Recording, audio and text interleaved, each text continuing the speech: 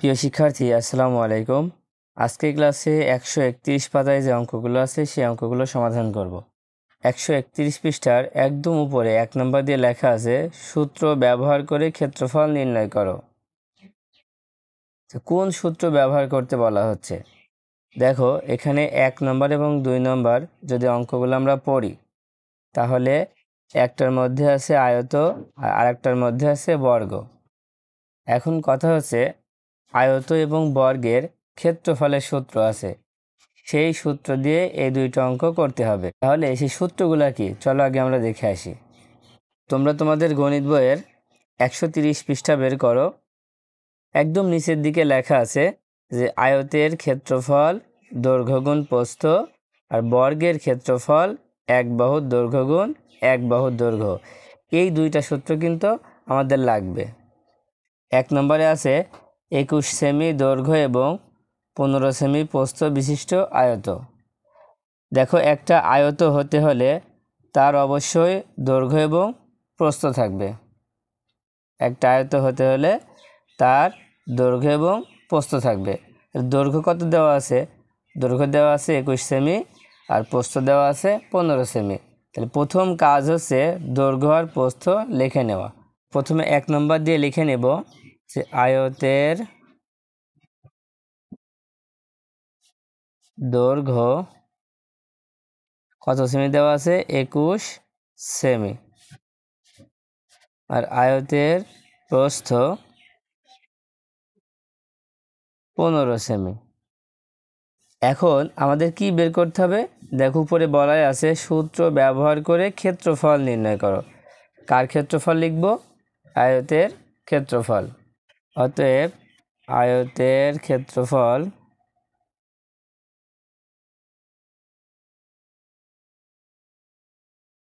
সূত্র কি ছিল?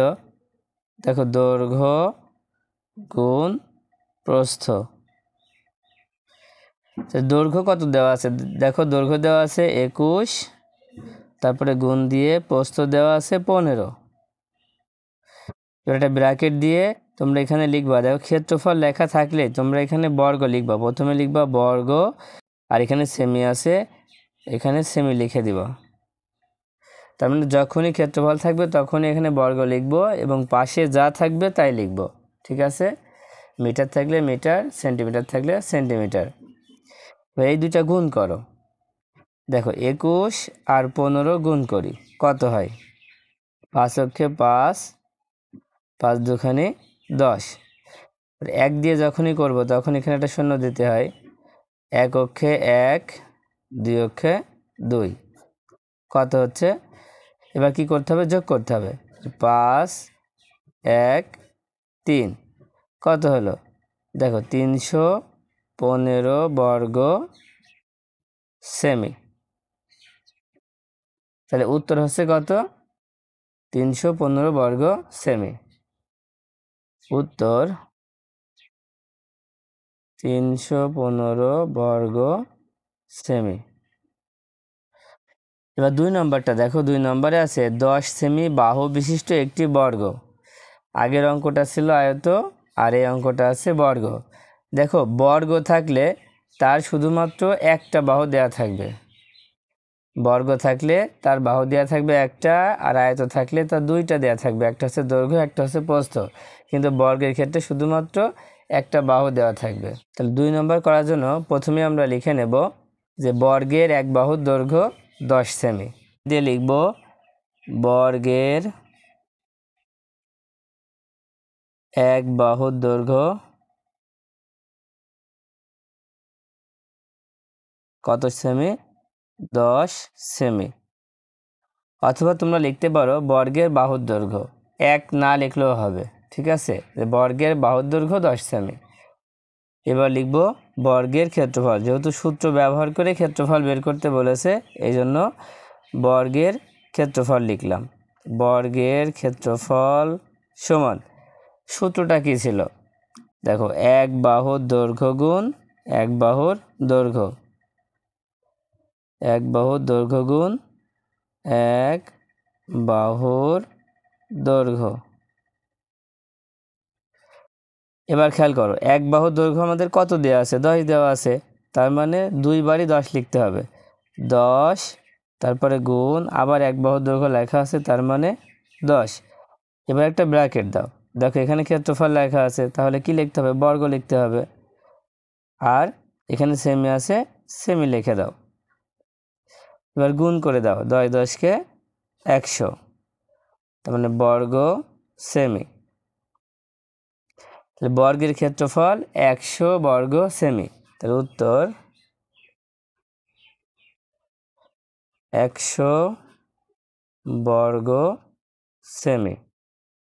আশা করি তোমরা বুঝতে পেরেছ। এবার 2 নম্বর অঙ্কটা দেখো। ডান পাশের আয়তটির প্রস্থ কত? তাহলে এই চিত্রটা যে আয়ত, এটা বুঝতে আমাদের আর বাকি নেই, কারণ এখানে লেখাই আছে যে আয়তটির প্রস্থ কত। তার মানে এটা আয়ত। এখন আয়তের কি কি থাকে? দেখো আয়তের দৈর্ঘ্য থাকে আর প্রস্থ থাকে।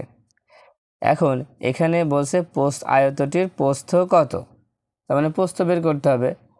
এখন এখানে একটা মান দেওয়া আছে, তার মানে এটা হচ্ছে দৈর্ঘ্য। প্রস্থ বের করতে বললে এখানে যেটা দেওয়া আছে এটা হচ্ছে দৈর্ঘ্য। তাহলে এইটা কি? দেখো ভিতরে যে সংখ্যাটা লেখা আছে এটা হচ্ছে ক্ষেত্রফল। এটা কি? ক্ষেত্রফল। কারণ দেখো 56 বর্গ সেমি, যদি বর্গ লেখা থাকে তাহলে সেটা অবশ্যই ক্ষেত্রফল হবে। ঠিক আছে? এখন আমরা তো আয়তক্ষেত্রের ক্ষেত্রফলের সূত্র জানি, যে দৈর্ঘ্য গুণ প্রস্থ। কারণ প্রস্থের সূত্র তো আমরা জানি না, তাহলে সেই সূত্র দুইটা আগে আমরা জেনে আসি। দেখো এখানে আমরা আয়তের আরও 2টা সূত্র লিখেছি। 1 নম্বর সূত্র হচ্ছে আয়তের দৈর্ঘ্য সমান ক্ষেত্রফল ভাগ প্রস্থ। যদি কখনো আয়তের দৈর্ঘ্য বের করতে বলে তাহলে তোমরা লিখবা ক্ষেত্রফল ভাগ প্রস্থ। আবার 2 নম্বরে আছে আয়তের প্রস্থ সমান ক্ষেত্রফল ভাগ দৈর্ঘ্য। প্রস্থ বের করতে বললে ক্ষেত্রফল ভাগ দৈর্ঘ্য।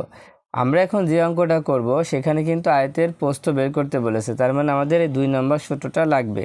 তো তার আগে এখানে যে তথ্যগুলো দেওয়া আছে এটা খাতায় লিখে নিব। তাহলে 2 নম্বর দিয়ে আমরা প্রথমে লিখব যে চিত্র হতে, কারণ এটা চিত্র থেকে আমরা পাচ্ছি, তাই লিখব চিত্র হতে আয়তের ক্ষেত্রফল কত দেওয়া আছে? 56 বর্গ সেমি। আরেকটা দেওয়া আছে আয়তের দৈর্ঘ্য। দৈর্ঘ্য কত দেওয়া আছে? দৈর্ঘ্য দেওয়া আছে 8 সেমি। এখন আমাদের উত্তর বের করতে হবে যে আয়তটির প্রস্থ কত। তাহলে আমরা লিখব যে আয়তের প্রস্থ সমান, সেই সূত্রটা লিখে নেব, যে ক্ষেত্রফল ভাগ দৈর্ঘ্য। এবার আমরা মান বসাবো। দেখো প্রথমে আছে কি? ক্ষেত্রফল। তাহলে ক্ষেত্রফল কত দেওয়া আছে? 56 বর্গ সেমি, তার মানে এখানে লিখব 56। তারপরে ভাগ, দেখো দৈর্ঘ্য লেখা আছে, দৈর্ঘ্য কত দেওয়া আছে? 8। এবার আমরা 8 লিখে দেব। একটা ব্র্যাকেট দিয়ে পাশে লিখব, এখানে যে সেমি আছে সেমি লিখব, এখানে কিন্তু বর্গ লেখা যাবে না। যখন দৈর্ঘ্য আর প্রস্থ বের করতে বলবে তখন শুধু সেমি হবে, বা মিটার থাকলে মিটার হবে। এবার ভাগ করে ফেলো। 56কে 8 দিয়ে ভাগ করলে 27টা 56। তাহলে আমরা পেয়েছি আয়তের প্রস্থ 7 সেমি। উত্তর হবে 7 সেমি।